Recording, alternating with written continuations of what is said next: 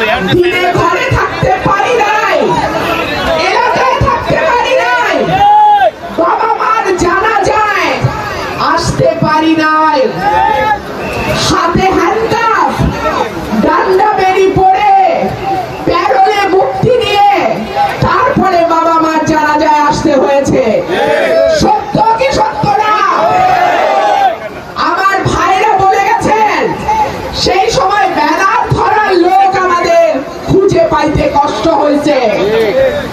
এখন বাংলায় একটা কথা আছে, সুসময় বাহবা বন্ধু কত হয়, দুঃসময় হায় হায় কেউ কারো নয়। যখন দুঃসময় ছিল আমি সংসদে শেখ হাসিনার মুখামুখি দাঁড়িয়ে শেখ হাসিনার বিরুদ্ধে আওয়াজ তুলে ৩৫০ জন এমপির সামনে কথা বলেছি।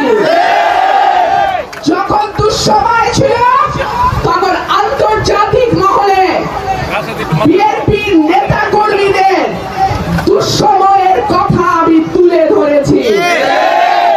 যখন দুঃসময় ছিল তখন আমি টেলিভিশনে, মিডিয়াতে, পত্রিকায় নিয়মিত টক শোতে গিয়ে বিএনপির পতাকা তুলে ধরেছি।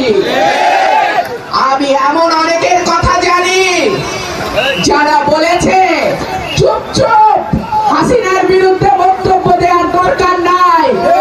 সত্য কি সত্য না? এখন যদি তারা সামনে আসতে চায়, এখন যদি তারা আপনাদের নেতৃত্ব দেওয়ার খায়েশ রাখে, আপনারা কি সেটা মেনে নেবেন? আমি বিনীতভাবে বলি, দুঃসময়ের পরে সুসময় আসে, সুসময়ের পরে কিন্তু আবারও খারাপ সময় আসে। ভালো সময় আসছে মানে এই না যে এই জীবনে আর কোনোদিনও দুঃসময় আসবে না।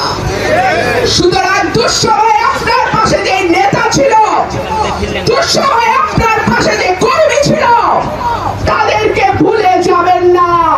আমি কিন্তু এমপি না, গত 17 বছর আমি বিরোধী দলে রাজনীতি করেছি।